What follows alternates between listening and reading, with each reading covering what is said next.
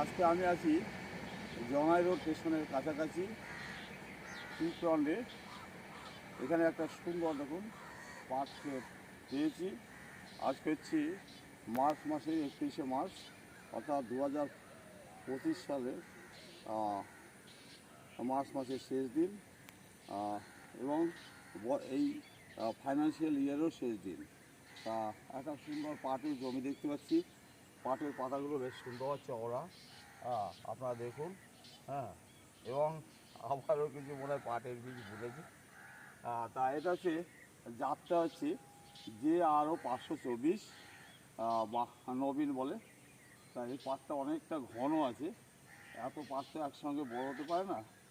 তা আমি কৃষক বন্ধুকে বলবো, এখন কিন্তু পাট শাক হিসেবে একটা ভালো দাম আছে। তা কিছু পাট এই অবস্থায় যদি একটা পেসিং রেখে অন্তত এক হাতে আপনার 4টে গাছ রেখে আর যদি বাকি গাছগুলো তুলে দিই, তাহলে একদিকে থিনিং হয়ে গেল এবং তা অনেকটা পেস পাবে, তার গ্রোথের জায়গা পাবে। আবার যেগুলো আপনি তুলে ফেললেন সেগুলো কিন্তু এরকম মোটা মোটা আটি করে যদি বাজারে বিক্রি হয় 10 টাকা 15 টাকা করে আটি বিক্রি হয়ে যাবে, শাক হিসাবে বিক্রি হয়ে যাবে। তা কৃষক বন্ধুকে বলবো, যদি ঘন যে যে জায়গাগুলো পাট হয়েছে সেগুলো থ্রিনিং করুন, কিছু বাজারে বিক্রি করে দিন, আর যাতে গাছগুলো বড় হতে পারে, পোকামাকড় কম হয়, সেই জন্য এটাকে ফিক্সিং করে দিন।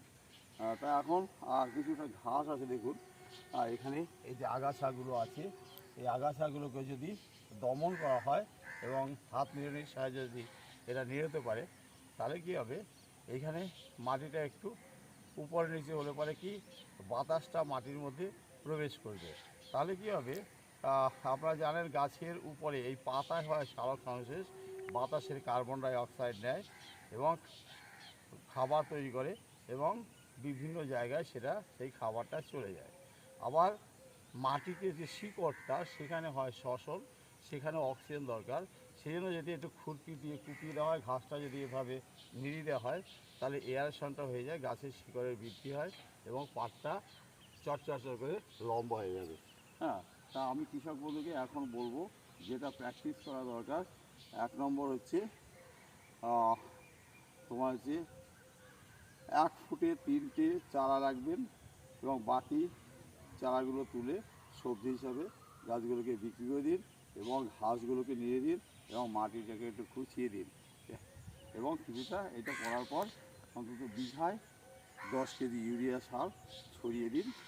দেখবেন আপনার পাট গাছ তরতর করে বড় হবে।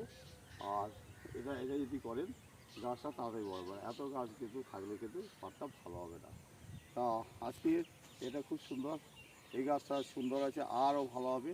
এখন এই ছোটো স্টেজ, এই প্র্যাকটিসটা যদি করে তাহলে কৃষক বন্ধু উপকৃত হবে।